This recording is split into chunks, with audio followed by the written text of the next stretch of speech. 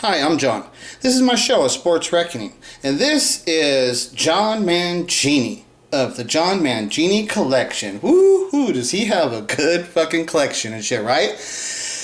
And in normal circumstances, I would say, yeah, he's a really nice guy and all this stuff, but since I've encountered him and I've had my experience with him trying to have him just give me his opinion on my Michael Jackson story, and he's completely failed to even just being able to give me his opinion, then I've looked at him differently and stuff. And so these people don't understand. It's like, I ask for your opinion. If you don't give it to me, I then will demand it, and you will either give me your opinion or I'll talk about you. You will either fucking give me your opinion about my Michael Jackson story or I will fucking talk about you. I tell people exactly what the fuck I'm gonna do. I'm not hiding anything. I'm not mysterious in that kind of way. This is who I am. This is what I'm gonna fucking do. This is what I'm about. And have I not proven that over and over and over that that's what the fuck it's gonna be? You know, so, and this kind of thing is like, you think I'm a drama channel, John Mangini? How's there the drama? You're the idiot who's fucking putting up the drama, being the bitch who can't just give me your opinion about one of my fucking videos. You're the one creating all the drama, right? So he blocked me because we've been through this fucking situation. So he blocked me like the bitch he is and shit, like all the bitches and shit, right? So I actually had a simple little question I wanted to ask John Mangini, but I can't even ask him that question because he blocked me and shit, right? So the question was, you had made a video a while back, John Mangini, saying that you had some cards that were sticking in your penny sleeves, right? And so that was like shocking, like, oh, fuck, that scared the fuck out of me and shit, right? Because I stopped buying graded, I didn't stop buying graded cards. I still do buy some graded cards, but I kind of almost prefer to buy raw now, right? And just put them in a pro mold, and so I like them like that, you know. So they're in a penny sleeve in the pro mold, and then it's funny too because you were talking about the bags. That one video, that was the one thing about you that's like a bitch. That video you were making, John Mangini, about the one-touch bags being like a little bit too big and stuff, and it's like, come on. Okay, I understand if you had your museum, you would want it perfectly fit, but come on. What big deal? I don't care, but it's just the thing is there, not as long as it looks okay, it doesn't have, as long as it doesn't look really bad. I mean, some of them may be a little bit big, but that's maybe like, I'm just trying to protect the case. I don't care about the bag. Bag means nothing. If I wanted to show off the card, I'd just take the case off and put the card out, you know, with no bag. You could display it. Then when you want to protect it, just throw it back in the bag. I don't know. So that was one thing I was like, boy, that was real bitch. That was from real bitch. That video you made, Mangini, I was like, God damn. See, this is like when they talk about like white supremacy, right? And then so this is what I would say is like, this is like the collector supremacy. Like a John Mangini would represent that, of this hierarchy of the sports card collectible community, this hierarchy, that they can get so big that they start to bitching, that they have to, it's like, he doesn't want to make a video about talking about his cards. It's like, you get so big that you're going to come out making a video bitching about the bag being a little bit too big. That's like, God damn. How elite do you got to be up in the hierarchy before you start bitching about that kind of shit, right? You got to be pretty freaking white supremacist, sports card supremacist elitist, right, and shit. So, so that thing you said about the card sticking to the one touch or to the penny sleeve, the question I wanted to ask you is like, I think that you live in an area that's humid, right? I think that, I don't know, the state you live in is like South Carolina, something like that, right? I think you're close to the ocean, and I've lived in Florida, right? So I understand, because I'm West Coast, right? And so like LA, I lived in LA and I moved to Miami, right? And it was so funny.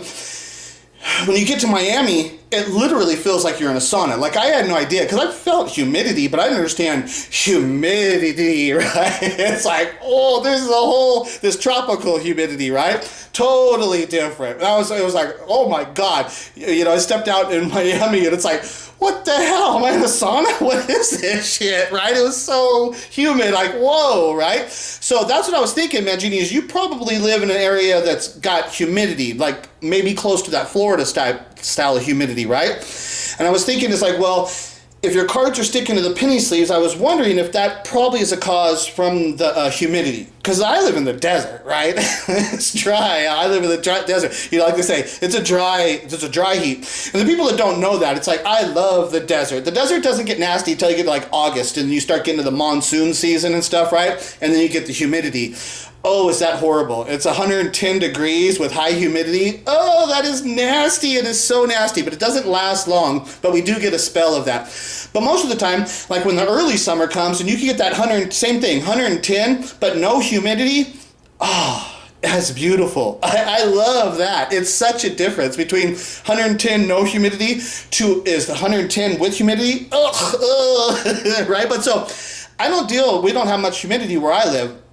So I don't think I'm going to have to worry about, because also when that humidity and the high stuff, it's not like, it's only that one time, and then I got the air conditioner going at that time, so my cards aren't being exposed to the weather at all, ever. Where there might be a period of times where the weather's cooler, maybe you're not using the AC, is what I'm thinking. In your area, there's times where you're not using the AC, but there is humidity in the air, even though it doesn't feel so bad, but that would affect your cards. So I was wanting to ask you a little question.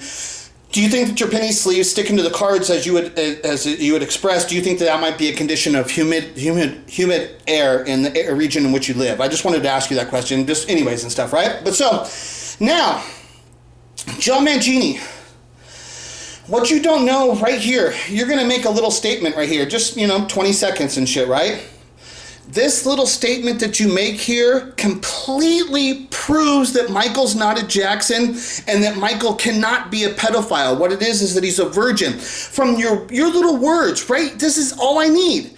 All I need for people to understand this sentiment of what you're going to express right here. And if everybody can just, and I try to get people to understand this, they just don't do it. I don't understand. This is all you need to understand. This little sentiment right here, and I'm going to show you, this sentiment of what John Mangini expresses completely proves Michael can't be a Jackson. And it proves that he can't be a pedophile. Because what it is he's a virgin. And Michael can't be a virgin if he's a Jackson. That's as simple as it could be. It's not possible. There's no way possible Michael Jackson could have lived in that environment of being a Jackson and having the brothers and having all the groupies and being on the road and you would have to have done it. He would have to. But the only way he didn't feel the pressure and having to fulfill that need is that Diana had told him that he wasn't a Jackson right when he got to Motown. So right before he starts into all of the sexual adventures and debaucheries of the Jacksons adventures like all the other brothers had, but Michael didn't have it, and the reason he didn't, because he was not a Jackson. He didn't feel pressured to fulfill those brothers' the obligations, whatever, to be that. Okay, so let me show you this here. Listen to what John Mangini says right here. And baseball cards are like women, really. I mean, once you see one, once you have one, you want all the rest too. Okay, that's the statement. That's all I need. All I need for people to understand that's reality, right? That sentiment right there is the sentiment I've been pushing at people, trying to say that all you need to understand is that psychological sentiment that is men, I feel it. That's the same way I feel. That's the same shit I went through, So straight men, that's the way we feel. That's the sentiment, right? So now let me show you. Okay, I got two pieces here. So first let's go here. Okay. So this is Michael, 1993, and he's being interviewed by Oprah, and she's going to ask him if he's a virgin. Now, the one thing that I always point out to people is that Oprah's in the Hollywood scene, and she does like a media type of show. So in order for Oprah to have asked Michael this questions, that means she had to investigate and inquire into the Hollywood circles and the people that would have been spending time with Michael. She would have had to have been inquiring. Has anybody had sex with Michael Jackson? She had to be asking that, and what happened was she couldn't find anybody, right? And so now Michael, like we're 1993, so he's like 35 and shit, right? Right? But he's a virgin. And nobody can understand that he's a virgin. But Oprah is seeing that what she sees in the characteristic traits and what she sees is that he's a virgin. And she had to have inquired and got no positive response to that answer in order for her to be able to ask this question of Michael, right? So she asks him, here we go. I'm going to ask you this, and it's embarrassing for me to ask you this, but I'm going to ask you anyway. Are you a virgin? How could you ask me that question? I just want to know. I want to know. I'm a gentleman. You're a gentleman. I'm a gentleman. So I'm a gentleman. So, okay, I would interpret that to mean that means that you believe that a lady is a lady, and therefore... It's something that's private. I mean, shouldn't be spoken about openly. You can call me old-fashioned if you want, but, to me that's very personal. So you're not going to answer it. I'm embarrassed. So you're not going to answer it. Right? He straight did not answer the question. And the gentleman shit and all this stuff. A lady, how it should be, right? No, he didn't answer the question. She asked him a simple, direct question. And I always say to people, if he wasn't a virgin, if he's Michael Jackson, he's not a virgin, all you say, you laugh at Oprah. This is simply, it's as easy as can be. And remember, Michael would have gone through this stuff, so he would have been prepared and been able to answer questions like this if it ever had come up. Or he should have been able to it would have been so easy. He should have been, but he was a virgin, he couldn't answer it. So that's why you got all this goofy and acts all shy and shit, right? But all Michael Jackson had to say is, Oprah, I'm Michael Jackson, I'm a rock star. Are you kidding me? It's not possible that I could have been a virgin, right? But all he had to do is say, look at Oprah, I'm a huge star. And any woman that if I'm dating some woman that's not a star, that doesn't want that attention, then I don't feel that it's fair to bring that kind of attention towards her. So I just don't speak about it at all. And that's it. That would have been, it's over, dead, boom. Nobody ever would have asked the question. Nobody would have ever thought anything. That's it. It would have been over. But he couldn't answer it because he is a virgin. Because the thing is that he is a virgin. And I say it's not possible for Michael Jackson to be a virgin at this age. It's not possible. And here's the other thing. Okay, if Michael Jackson's a pedophile, well, then he would have already had some pedophile experiences, which means he would not be a virgin, right? Which means if he's not a virgin, if he's a pedophile and he's had sexual experiences with children, there's no way possible that his first sexual experiences are with children. I don't believe that whatsoever. A guy like Michael Jackson, being raised in the Jackson family with all these brothers and stuff and all these women coming, you're going to tell me he wouldn't? I mean, remember, the dude dies of drugs of propofol. So the guy's willing to try things that are kind of outlandish, right? He's willing to try some experimental things that nobody's ever really even done, right? So you're going to tell me that a guy that has normal sexual desires, and even if he has sexual desires as a pedophile, he would have had to figure that out. It's not like you just grow up and you'd be like, oh, I'm a pedophile, I know that doesn't make any sense to me. I can't understand the logic that somebody would just instantly be like, I know I'm a pedophile and that's all there is to it.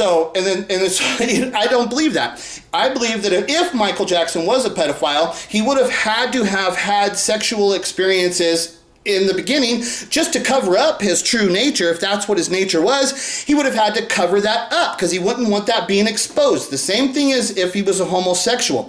If he was a homosexual, well, then he would have to cover that up to his family, cover it up to the media. In order to do that, he would have had to have sex with women, and which that would be very obvious, and he would flaunt that, and it would be well known and documented. But none of that's there because he's not a homosexual.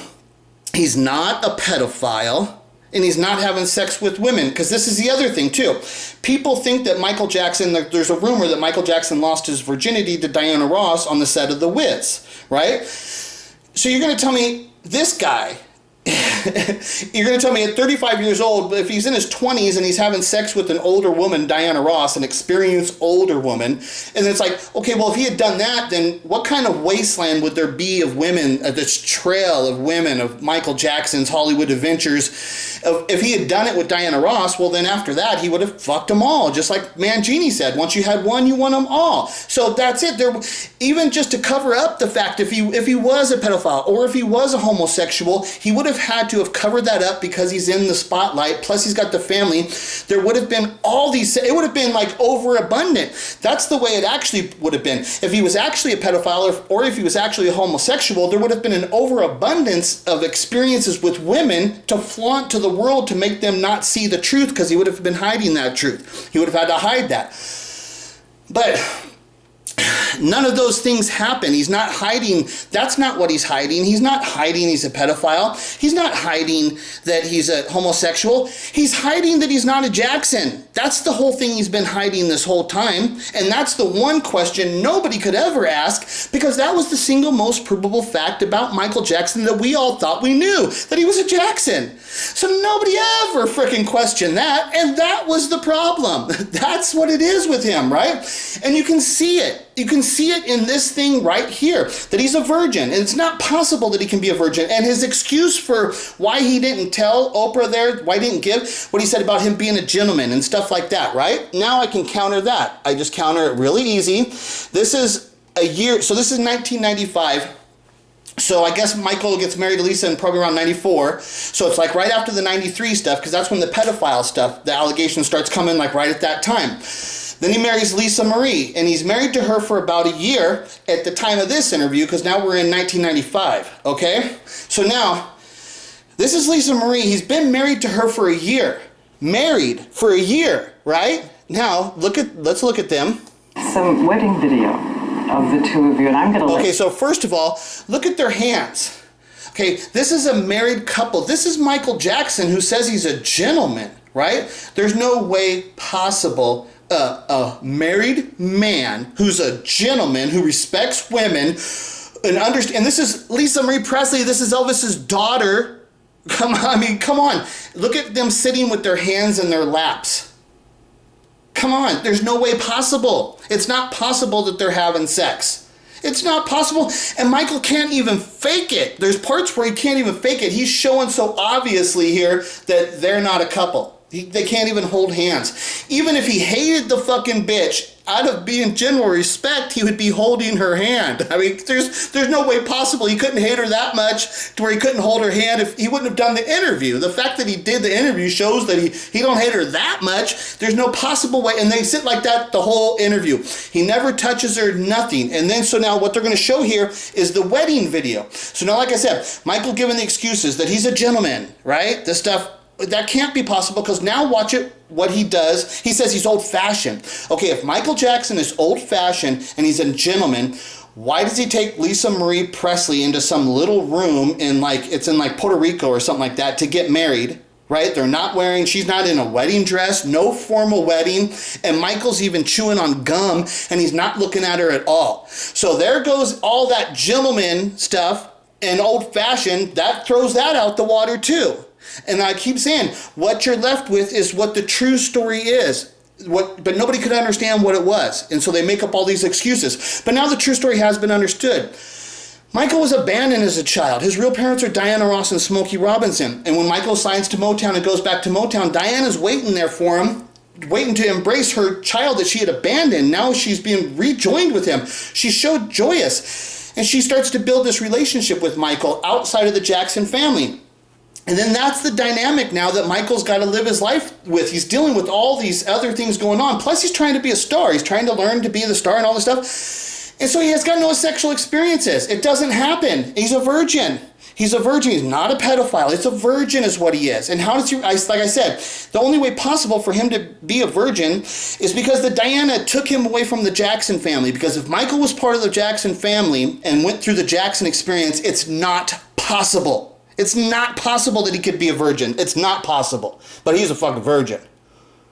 You tell us a little bit about what we're seeing here. If our director, Roger Goodman, wants to roll it in, we will take you there a year ago, right? Yes. Just about exactly.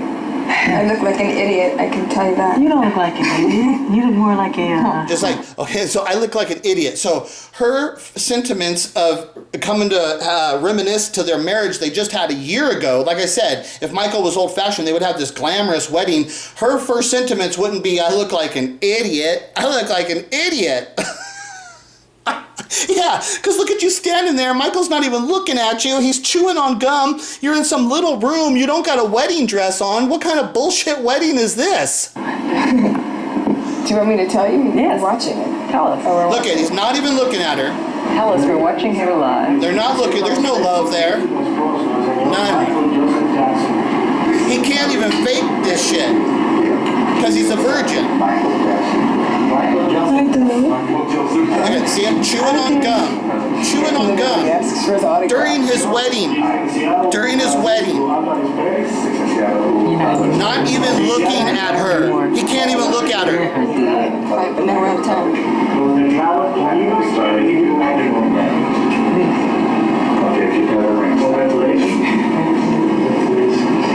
Congratulations, and then we're going to do the next. He announced first. You put her first, okay? And when you put it, you say, with this ring, I do it. See how he turned his head? Do it the same thing. He ain't looking at her. As you say, with this ring, I do it. And then back back to, now, they just watched their wedding photo. Are you going to say that there's any way possible a married couple, a man who has had actual sexual experiences, who knows what a woman feels like and shit, right? Who's a star and entertainer and understands that this is being viewed by the world and is going to be documented for all of history to people to nitpick on. And here, what's he doing? Sitting there with their hands in their lap. They just watched their wedding video. They're not touching each other. It's not possible. This is not possible. And like I'm saying, it's not, even if he's faking it, it's not possible. There's some other thing that's going on here that's way above and beyond what anybody understands. Like I said, it can't be the pedophile stuff. If it was the pedophile stuff, he would have held her hand. He would have held her hand. They would have faked a wedding. They would have had this glamorous fucking wedding. You know, Michael Jackson and Elvis's daughter. Imagine the wedding. It would have been bigger than like the royal family and shit, right? It should have been like that kind of event. But you just saw what it was. And Michael couldn't look at her. He's chewing on gum. Like I said, that blows out the water. Any of the gentleman shit and the old fashioned, that blows all that away. It's the statement that John Mangini made. Once you had one card, you won them all. The same as women, right? There's no way. This is wrong. Everything about this is wrong, but there's only one thing, but to understand my story actually explains it. But like I said, in order to understand it and explain it, you got to get past the part that Michael's not a Jackson. That was the whole thing. It's everything. But people can't deal with that, and they don't want to deal with the reality that Michael Jackson lived his entire life in the media's spotlight, and everybody saw it, and nobody had a clue who the fuck he was. I mean, we were deceived on a massive level, right? So people are having a hard time. And this is the kind of thing where I talk about John Mangini. John Mangini, because you can't comment on my story, it shows me that you are totally inferior mentally, like than a person like I am. You think you're something special. You think you're an experience, a world traveler. You've got all this experience in your life, right? But you're so low quality mentally, actually, that you can't deal with this because you're fucking a slave, just like every other fucking loser out there. And like I said, you do not have a fucking choice to talk about this, because once the story breaks and it goes worldwide, every single one of you motherfuckers are going to talk about it. And you're going to tell me you're going to bitch up and act like the total fucking loser and wait until I break it worldwide and everybody else has accepted it before you're going to fucking use your brain and give me your true opinion about what you see? You can't make a judgment on this on your own brain and your own fucking skills and your own life experience. You can't fucking see this and judge it on yourself. And because it's so big, you don't have the balls to come out and say, I'm going to make a decision. I have a brain too, and I see what the fuck is going on, and that fucking Sports Reckoning is dead on fucking right. What he's saying is totally right, and we need to fucking start talking about this story so it breaks fucking open, boom. Like, John Mangini, you might not know, Smokey Robinson was just asked 2 weeks ago, have you heard about the rumor that somebody's saying that you and Diana Ross are Michael Jackson's mom? I don't know if you know about that, but that just fucking happened 2 weeks ago. And what happened with Smokey? He responded, and he looked just like how Michael looked when he was asked if he was a virgin. Smokey started acting goofy as fuck, just like that, and he didn't answer the question. Same shit. And Smokey says, I'm gonna call Diana. He actually said, has Diana heard about this? I'm calling Diana. Yeah, goddamn. And he didn't answer the question. It's real. And it's happening. And are you guys really gonna fucking, every day that we waste is another day that we give an opportunity to lose the opportunity to have Smokey Robinson and Diana Ross confess and tell the true fucking story. If one of them's gone, then we don't get their testimonial. Dude, it needs me now. They're here, they're alive. I'm not the motherfucker waiting until they're dead and trying to make up false rumors about all these dead people. The people I'm talking about are fucking alive. And they have now been confronted with my story. And why the fuck is anybody not willing to talk about this when you goddamn know that every single one of you stupid motherfuckers out there is going to talk about this story when it breaks worldwide? So talk about it now. Use your own brain. Show me you got a fucking brain. Show me you have your own opinion, and tell me what the fuck you actually think about what the fuck I just showed you. Man up, Mangini. Fuck, that's the thing. You're saying this is a new world we're living in, a new era? Yeah, we're living in a new era where every fucking person I run into is a fucking stupid idiot bitch just like you, Mangini.